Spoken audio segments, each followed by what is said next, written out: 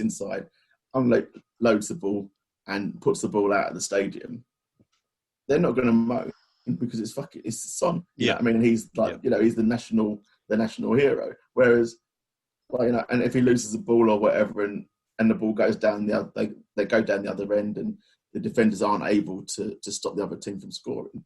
Exactly. It's Son. So this sort of shit happens, but in a team of equals, which he is with the Spurs players, then everyone's expected to pull their weight, and they should be able to pull up people on stuff like that. If you're not working hard and stuff. So definitely, I make you right there, Andy. It was good, and obviously it was good that we actually got to see. And I know a lot of people would have said this. I think at the time they couldn't wait to see this, the row between Hugo and Son and what happened. And we didn't get to see anything in the tunnel. I only had to wait until they'd obviously got into the dressing room. But it was good to actually see it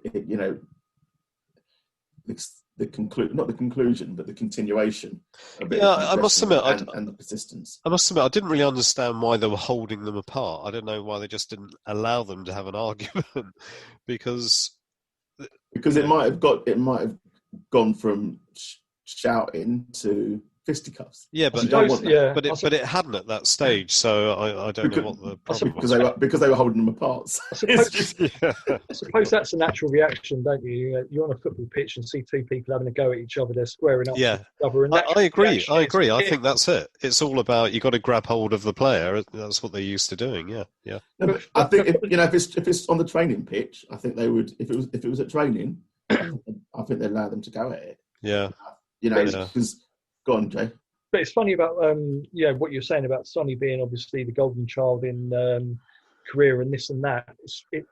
What I've seen on social media this week with obviously the release of that was last week actually, wasn't it? Hugo and Son clashing. Hugo Lloris's wife has come under attack on Instagram, where people have actually gone online and accused Hugo of being racist for having a go at Sonny. Have they? Oh wow, really? Right. Yeah. So Hugo's wife has, come under a lot of slack. So not a lot of slack, attack just because of an on-the-field argument because Son didn't, get back and cover, which is just absolutely... Which completely muddies the water of racism totally, doesn't it? Because it just confuses the hell out of people. Not for the idiots. I mean... No, that's true. Yeah. But... I mean, on the positive side, obviously, we also had Tanganga signing his new contract. Yeah, that was lovely. which a great little scene, and we talked to they interview his dad, and because Tanganga, I think he said that Tanganga was scouted by Woolwich, Chelsea, right? Was it Chelsea? Chelsea, yeah. No, and Woolwich. It was Woolwich as well. I think he was originally at Arsenal as a very young kid, and I think later at Chelsea. But because they said that, or he trialled at Chelsea or something. They said that he played against Arsenal, scored a couple of goals, and that's it. Yeah. Spurs immediately, like after the game, signed had a contract there for him to sign. Yeah. And it. I don't know if I know they live local to Spurs, but I don't know if they do. Yeah. I didn't know if Tanganga's dad was Spurs, but it sounds like he is because it sounded like he got a lot of joy out of the fact that that Tanganga scored a couple of goals. I got that impression. Arsenal. Yeah, I got that impression. Yeah. So it felt like he was properly. Do you know? I can't wait for Jaffet to come back because I was just so impressed with him last season. Just want him to get back in the side. Yeah. Well, apparently he's a few weeks away, isn't he? A few weeks away from playing. So obviously after that we had the sad scenes, and that was the emotional goodbyes for Jan. Yeah. Where they had like the little presentation and all that sort of stuff. And Jan got a bit emotional, and he's giving it about his family and he loves them and all that sort of stuff. And and you could feel it. it felt like you could feel a bigger emotion. You can see the attachment, like with the players and Jan. There was a big emotional attachment. They liked Michel, but there was obviously less of an attachment because he's come and he's gone and everything like that. Yeah. But Jan obviously been there for a lot longer, and it was a complete period, a single period from from start to finish and whatever. Yeah. Achieved so much, because Jan joined just after Redknapp left, didn't he? So it was when AVB came in. Yep. So he saw all of the AVB, obviously the Sherwood, Pochettino, and now Mourinho. So he's seen quite a lot of modern Spurs. Mm. Yeah. And they gave him it was the picture with the Super Jan picture. Yeah, that was great, which actually. Which is really good, actually. Yeah. So and obviously the other thing, so they did this presentation for both for Jan and for Michel, and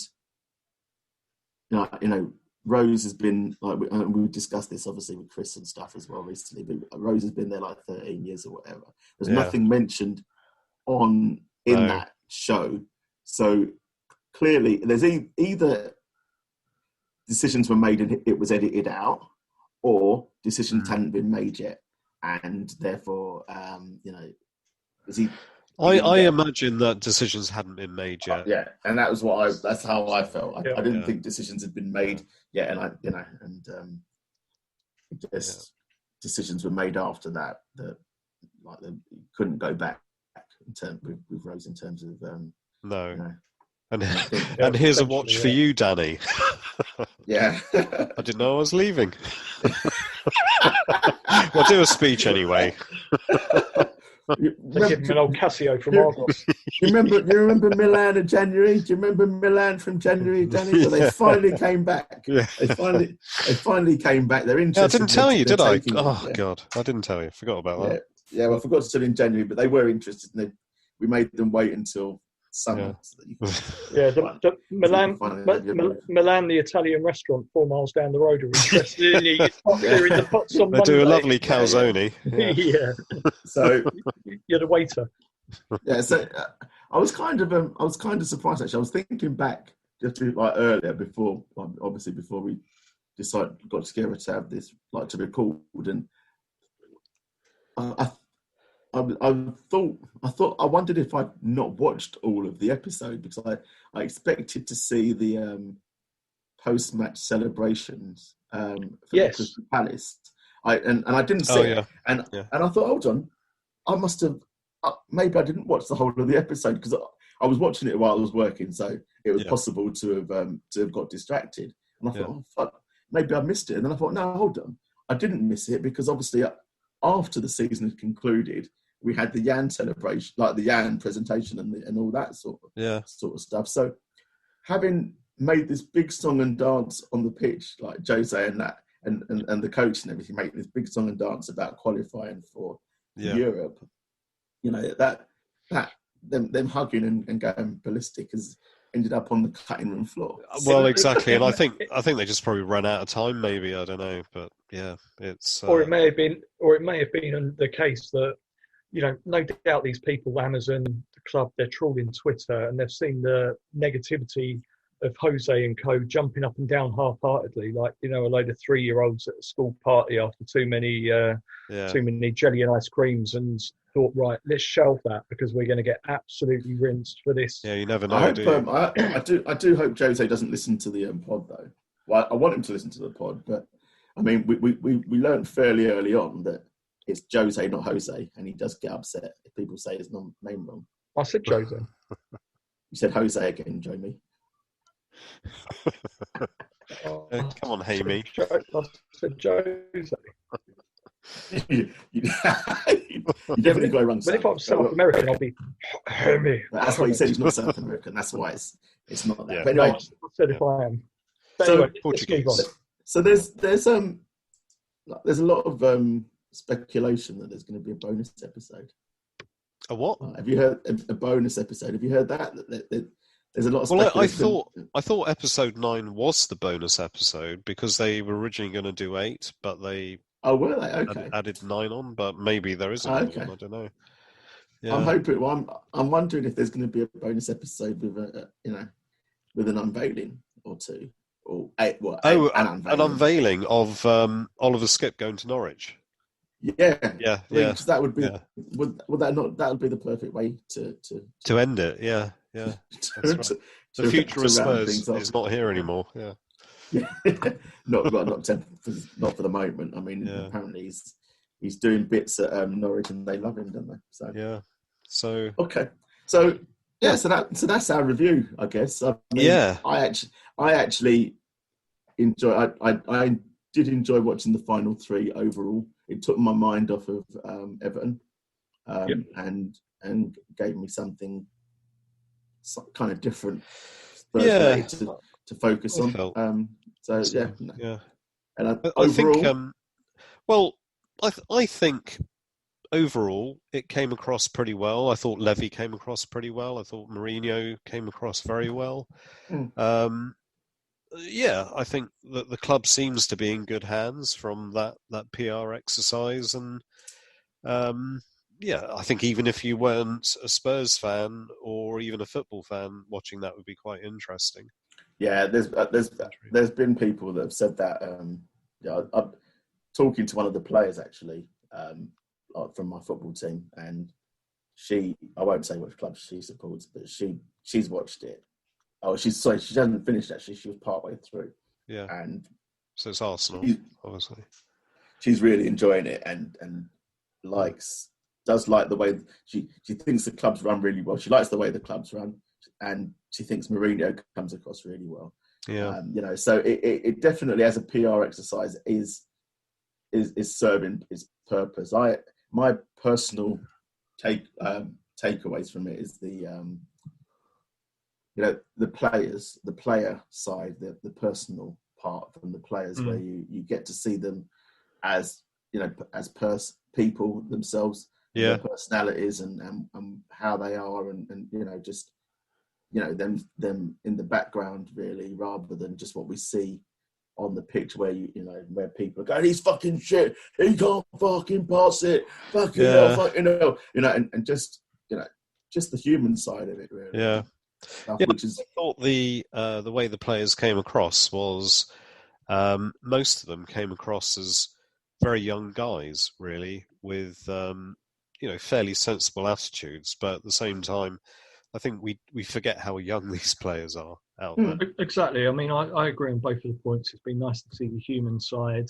Yeah. It's been good to see the interaction between the players, the personalities. And probably one of the main positives for me is that it's been a good excuse to not sit there with bloody Housewives of Chester on the TV in the background.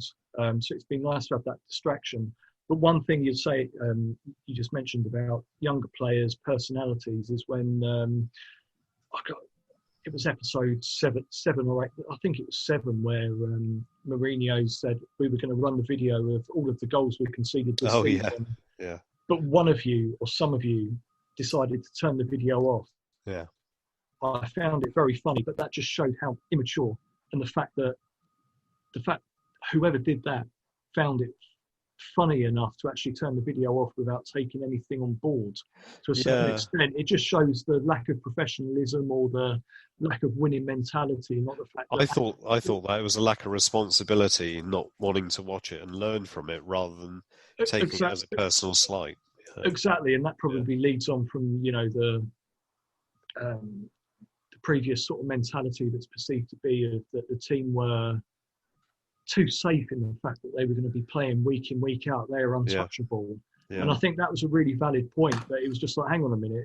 It was almost like harking back to, Mourinho talking to a load of school kids, just slapping them on the wrist. It's something that he will get. He is a bit of a father figure to them, isn't he? Yeah.